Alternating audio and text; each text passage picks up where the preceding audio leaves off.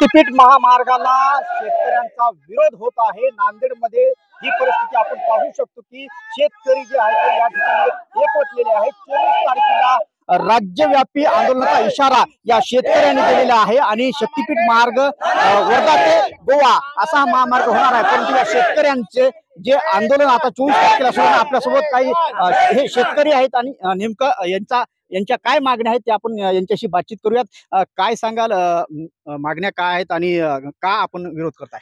आमचा भाग हा पूर्णतः बागायती आहे।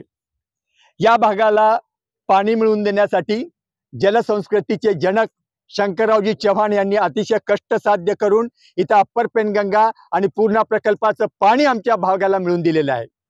आजचे माजी मुख्यमंत्री अशोकराव चव्हाण ज्या नवीन आमदार झालेले आहेत त्या सुजय चव्हाण ह्या देखील इथल्या भूमिपुत्र आहेत।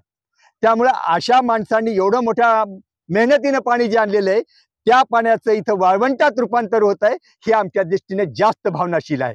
आणि म्हणून आमची एकच मागणी आहे की जे शंकरराव चव्हाणांनी पाण्याखाली आणलेला भाग आहे तो आम्हाला पुन्हा तसाच ठेवावा आणि इथलं जे बागायती स्वरूप आहे, आमचं जी इथली जीवनात समृद्धी आलेली आहे ती समृद्धी आमची नाहीशी करू नये हीच आमची एक प्रामाणिक इच्छा आहे। निश्चितच इथलं जे बागायती क्षेत्र आहे आणि ते समृद्धी त्यांची पूर्वीपासून इथपर्यंत आलेली आहे ते कायम ठेवावे। आपल्यासोबत दुसरे बी शेतकरी आहेत, काय सांगाल, का नेमका विरोध का होत आहे? सर, आता शक्तीपीठ महामार्ग ह्या ठिकाणीहून जात आहे। याच्या इथून एक 8 किलोमीटरवर जुन्ना समृद्धी नागपूर मार्ग आहे।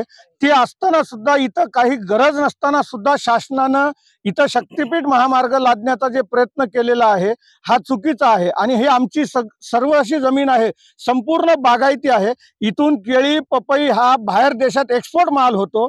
काही गरज नसताना सुद्धा इथून शक्तीपीठ महामार्गाचा रस्ता करण्याचा शासनाचा जो दाट आहे ती आम्ही कदापि होऊ देणार नाही। आणि मागच्या वेळेस काल 2 महिन्याखाली माननीय एकनाथजी शिंदे साहेब मुख्यमंत्री त्यांनी आम्हाला विमानतळावर असं आश्वासन दिलं, हा शक्तीपीठ महामार्ग कायमचा रद्द झालेला आहे। 2 महिने झाल्यानंतर आज इलेक्शन झाल्यानंतर हे सगळे निवडून आल्यानंतर आज हे शक्तीपीठ महामार्ग कशासाठी करतात? आधी वचन देतात शक्तीपीठ महामार्ग रद्द झाला आणि आता सवच हे चालू करतात। हे कशासाठी? शेतकऱ्याच्या सगळ्या उरावर नांगर फिरवायचं काम चालू केलेलं आहे या सरकारनं। कसल्याही प्रकारे शक्तीपीठ महामार्ग आम्ही होऊ देणार नाही। नेमक्या मागण्या काय तुमच्या? या ठिकाणी पूर्ण इरिगेटेड भाग असल्यामुळं अल्पभूधार या महामार्गामध्ये शक्तीपीठ महामार्ग जे वर्धा ते गोवा चाललेला आहे, या महामार्गामध्ये अल्पभूधारकापासून मोठमोठ्या शेतकऱ्यापर्यंत शेतकरी देशोधडीला लागत आहेत। आज या शहराच्या जवळ कोट्यावधी रुपयाचे भाव आहेत आणि शासनाचे भाव एकदम तुटपुंजे आहेत। त्याच्यामुळे शेतकरी प्रखर या ठिकाणी विरोध करत आहेत। आज आमच्या जमिनी गेल्याच्या नंतर या शेतकऱ्यांनी कोट्यावधी रुपयाचं शहरीकरण या ठिकाणी झाल्यामुळं शेतकऱ्यांनी उपजीविका करायची कुठं? त्यासाठी या शक्ती महामार्गाला आमचा कडाडून विरोध राहणार आहे। आणि दुसरी गोष्ट, स्थानिक या ठिकाणचे राजकीय लोक आहेत, आज जसा हसन मुश्रीफ कोल्हापूर भागामध्ये विरोध केल्यामुळं, राजू शेट्टीने विरोध केल्यामुळं आज त्या ठिकाणचे महामार्ग बाजूला घेतल्या जातील असं त्यांनी आश्वासन दिलेलं आहे। आणि शासनाला या ठिकाणी अशी माहिती मिळाली की नांदेड, परभणी, हिंगोली जिल्ह्यामध्ये कोणाही शेतकऱ्यांचा विरोध नाही। म्हणून आज या ठिकाणी आम्ही सगळे शेतकरी एकत्र होऊन संघटित होऊन काय विरोध आहे का नाही हे शासनाला दाखवून देणार आहोत। निश्चितच शेतकऱ्यांचा हा विरोध आपण पाहू शकतो की आपल्यासोबत दुसरे बी शेतकरी आहेत, काय सांगाल, 24 तारखेला आपण राज्यव्यापी आंदोलनाची हाक पण दिलेली आहे? नमस्कार, मी दासराव हंबर्डे।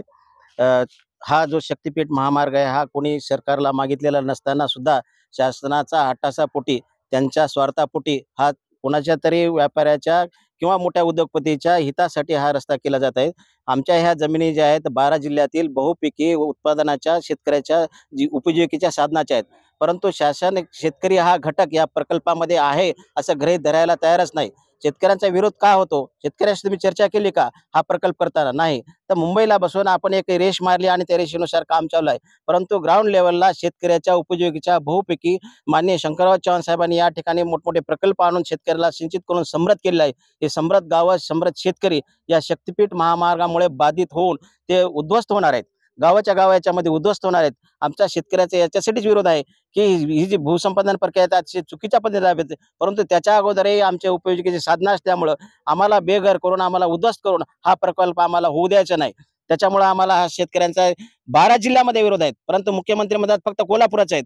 मागील 3 महिन्यापासून आम्ही सातत्याने या शक्तीपीठासाठी जेव्हापासून नोटिफिकेशन आलं तेव्हापासून संवाद यात्रा काढून लोकांपर्यंत याचं मार्गदर्शन करून लोकांना जागृत करून हा शक्तीपीठ किती घातक आहे लोकांना गावांना सगळ्यांना सांगत आहोत. परंतु मुख्यमंत्र्याच्या फक्त कान कोल्हापूरचे देतात, परंतु आज या मराठवाड्यातला शेतकरी पहिलेच बर्बाद झालेला आहे. याला बर्बाद करायचं, वाळवंट करायचं कारस्थान तुम्ही करू नका. नदी प्रकल्प जोड करा, परंतु झालेले जे प्रकल्प सिंचन आहे त्याला उद्ध्वस्त करू नका, एवढीच आमची मागणी आहे. निश्चितच संपूर्ण नांदेड जिल्हा असो किंवा इतर जे 12 जिल्ह्यातली शेतकरी आहेत ते बागायतदार आहेत आणि ते समृद्ध शेतकरी आहेत. हे समृद्ध शेतकरी जे असल्यामुळं या शेतकऱ्यांचा या ठिकाणी या शक्तीपीठ महामार्गाला विरोध होताना दिसत आहे. संजय सूर्यवंशी, साम टीव्ही न्यूज, नांदेड. देश विदेशातील प्रत्येक घडामोडींचे लाईव्ह अपडेट मिळवण्यासाठी आता साम टीव्हीच्या सर्व सोशल मीडिया प्लॅटफॉर्मला लाईक, फॉलो आणि सबस्क्राईब करा. तसंच सर्व नोटिफिकेशनसाठी बेल आयकॉन प्रेस करायला विसरू नका.